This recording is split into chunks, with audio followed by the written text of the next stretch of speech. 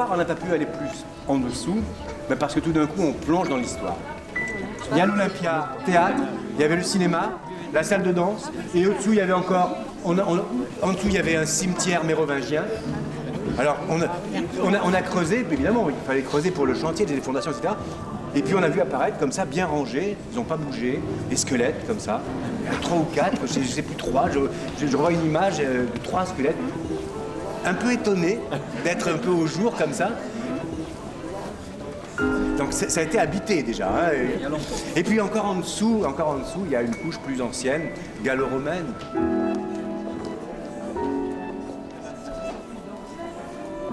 Et donc depuis longtemps, les gens se rencontrent, les gens viennent là.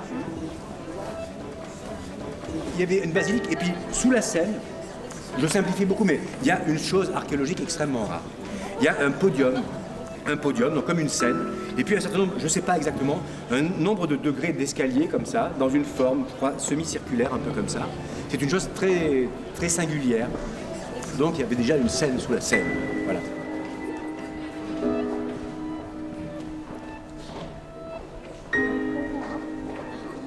Le rideau s'ouvre, le théâtre commence. Pendant 1 heure, 2 heures, 3 heures, 4 heures, 5 heures, 6 heures, 12 heures.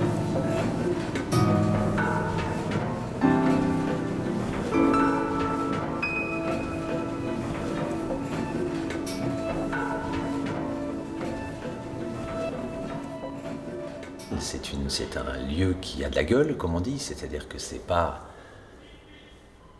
on sent qu'il y a eu une vraie recherche esthétique, une vraie réflexion sur qu'est-ce que représentait ce théâtre dans ce centre-ville.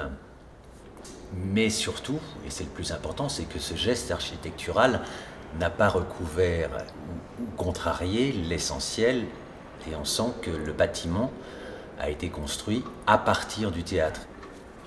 Ce lieu a été construit par des gens de théâtre. Depuis, j'ai eu le temps évidemment d'en discuter avec le directeur technique qui était à ce moment-là régisseur et qui a participé. Évidemment, Gilles Bouillon aussi, avec son expertise, a dû imposer un certain nombre de choses. Et du coup, j'ai hérité d'un très bel outil.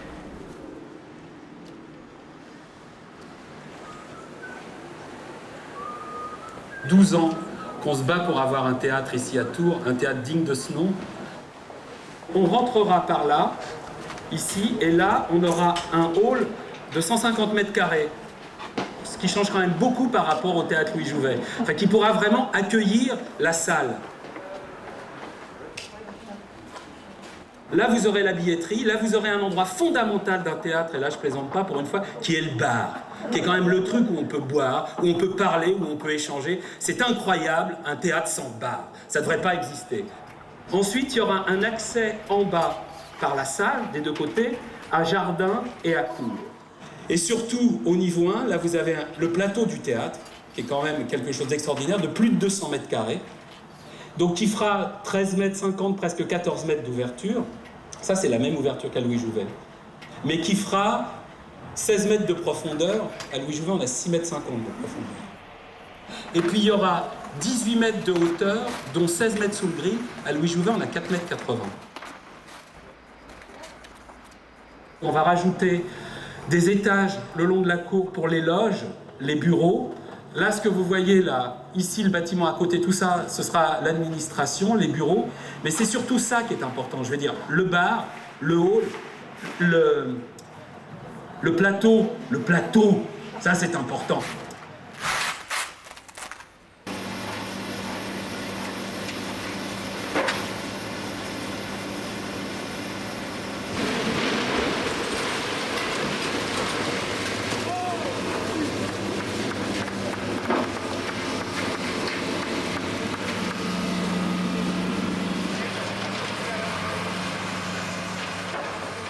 C'est un bel outil, donc moi je trouve ça génial d'avoir une machinerie contrebalancée très, très traditionnelle, mais tellement efficace et tellement humaine, plutôt que d'avoir une machinerie motorisée où on appuie sur des boutons. Dans le rapport scène-salle, dans ce qu'il est possible de faire à l'intérieur, et malgré le fait que la cage de scène soit un petit peu étroite. Malgré cela, on peut faire beaucoup de choses dans ce théâtre.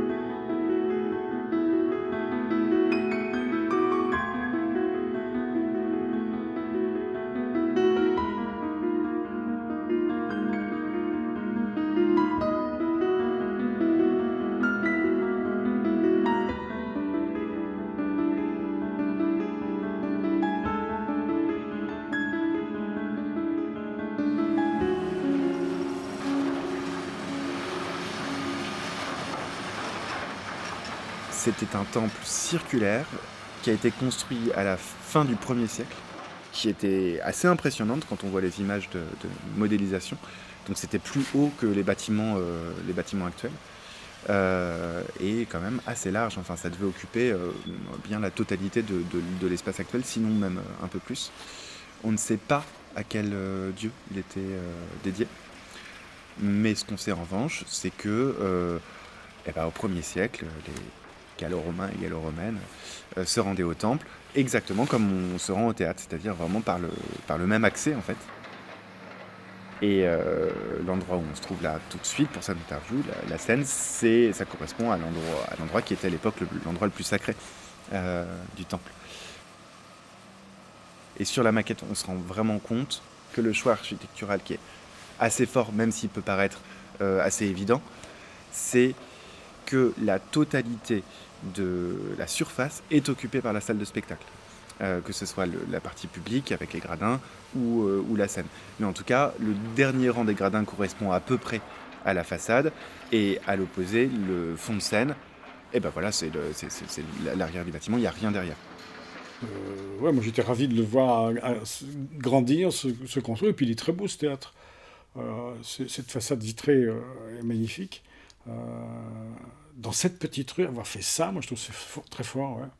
Moi, je me souviens de l'idée, et je la trouvais bonne, de faire le théâtre à côté du grand théâtre qui faisait de la musique principalement. J'étais peut-être pas encore commerçante à ce moment-là. Je suis peut-être arrivée juste un peu après. Le bâtiment en lui-même, il a tellement été moderne. Je pense que ça y est, maintenant, il fait partie du paysage.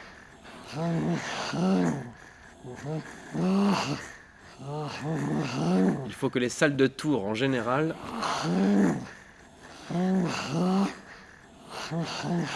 prennent exemple sur celle-ci.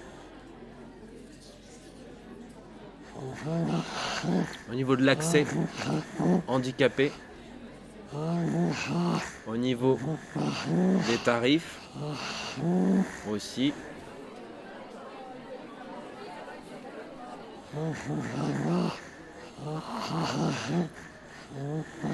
Parce qu'il faut évidemment encourager les personnes handicapées à sortir, à se montrer dans la vie beaucoup plus qu'aujourd'hui. En fait, il y a vraiment tout pour que ça soit un théâtre qui fracasse. Évidemment, je suis bien conscient qu'au cœur de la ville, on ne touche pas la même population que si on était à Tournord ou si on était sur les rives du Cher. C'est évident, donc il faut travailler là-dessus. Et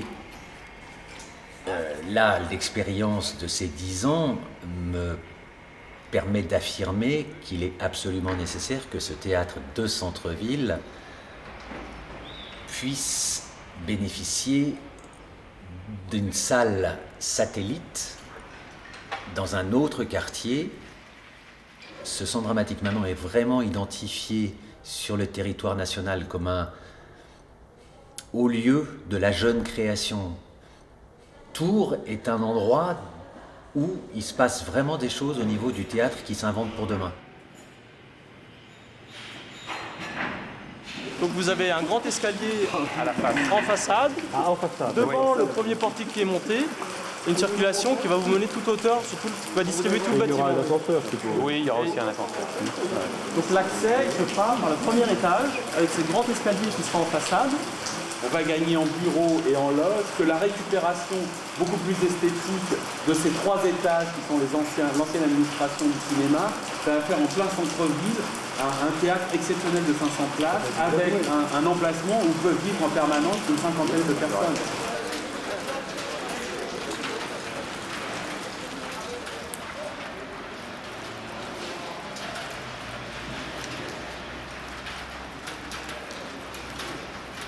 On ne rentre pas dans un bâtiment comme ça, il faut être capable de voir comment il fonctionne, il faut s'y habituer. Et puis, si vous voulez, dans un théâtre, ce qui est compliqué, c'est pas tellement le public, l'accès public, ce qui est très compliqué, c'est toute la machinerie scénique. Et ça, il faut vraiment que ce soit au point. Donc, on peut envisager un plein emploi de ce bâtiment à partir de novembre 2003. Ce n'est pas un chantier traditionnel, si vous voulez. Il y a une période de préparation, de fondation très très douloureuse, puisqu'il y avait aussi des vestiges archéologiques à prendre en compte, avec des modifications de fondation en cours de chantier, ce qui est toujours très, très délicat. Toute la structure, la volonté architecturale a été de la montrer.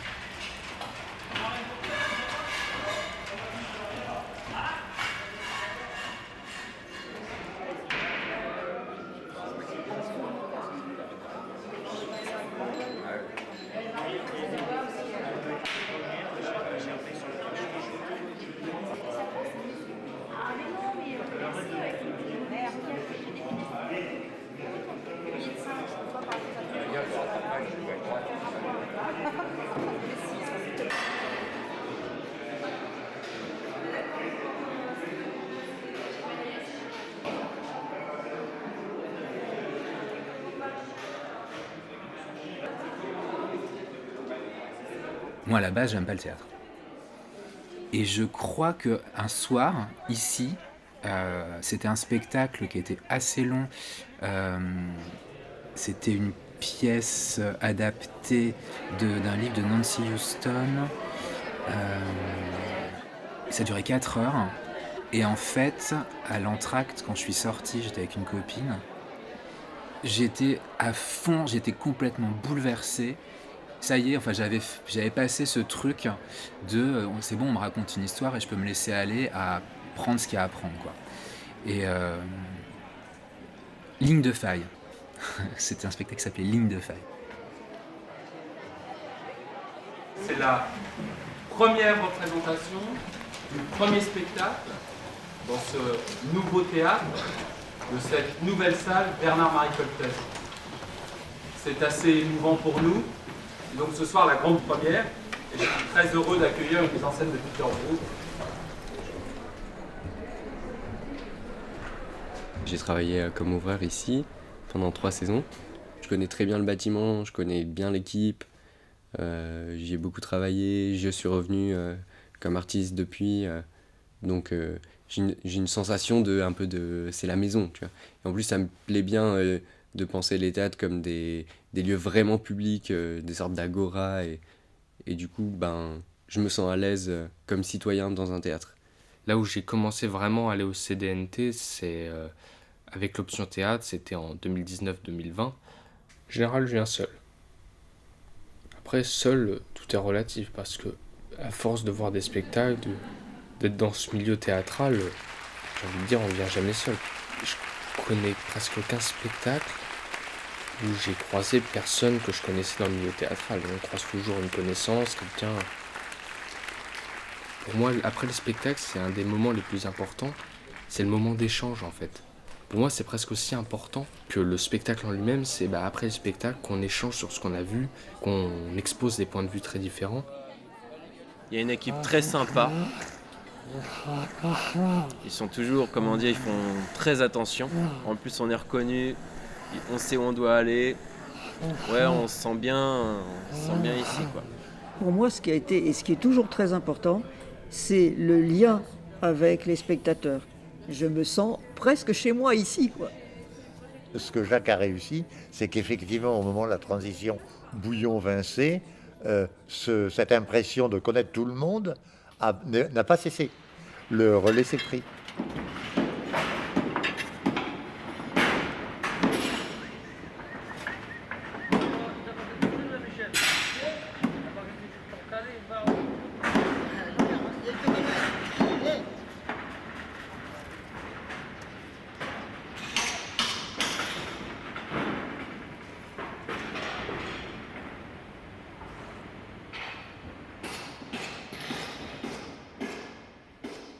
J'aime le théâtre, j'aime tous les théâtres, parce que j'aime le théâtre classique, le théâtre contemporain.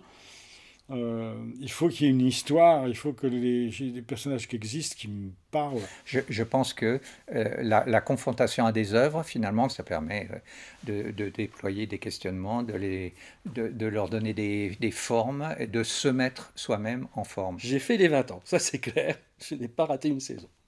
J'ai même assisté à des spectacles en étant sur la scène.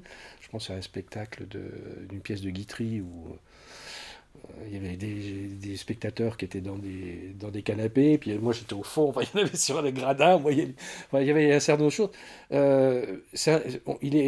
On peut l'habiter, même en tant que spectateur, on peut l'habiter. Un spectacle qui va raconter une histoire pour raconter une histoire, ça va pas spécialement me marquer, alors qu'un spectacle qui va raconter une histoire pour transmettre des idées, pour faire rire, avec une vraie intention derrière, là, ouais, ça va plus me transcender. Je sais pas trop. Et après, j'ai envie d'amener mes copains au théâtre pour leur montrer que, non, c'est pas qu'un truc de vieux.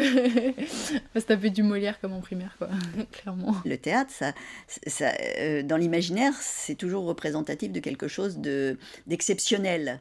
Et puis intellectuellement, ça représente quelque chose de fort. Et du coup, les gens, ils s'imaginent que c'est pas pour eux, quoi.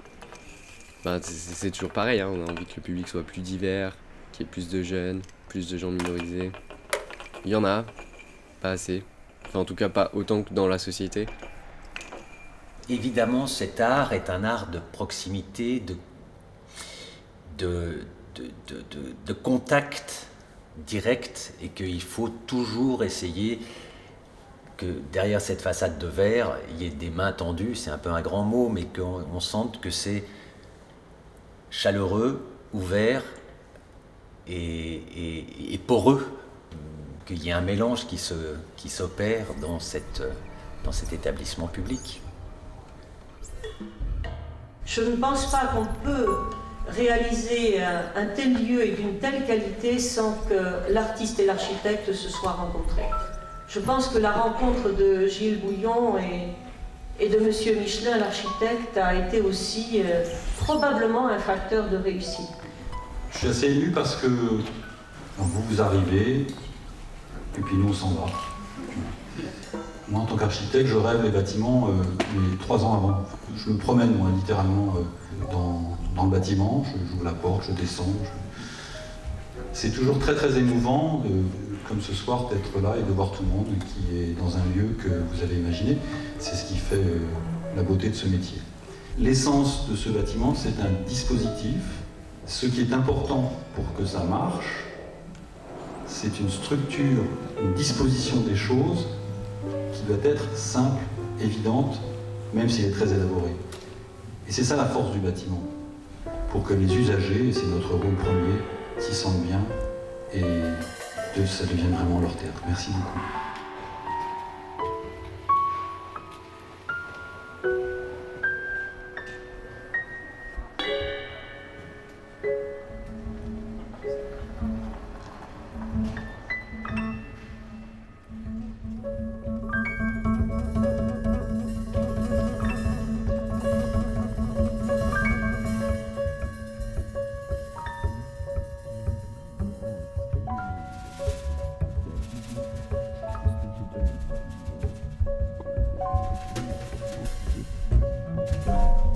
Ça a commencé par une femme qui faisait un cauchemar et qui se réveillait avec le poids de la maternité un peu sur les épaules. Et ça a traité un peu de tout. Il y a eu toute une partie sur la pédocriminalité, sur la maternité du coup, sur l'écologie. Et en fait, ouais, tout était vraiment centré autour de l'écologie.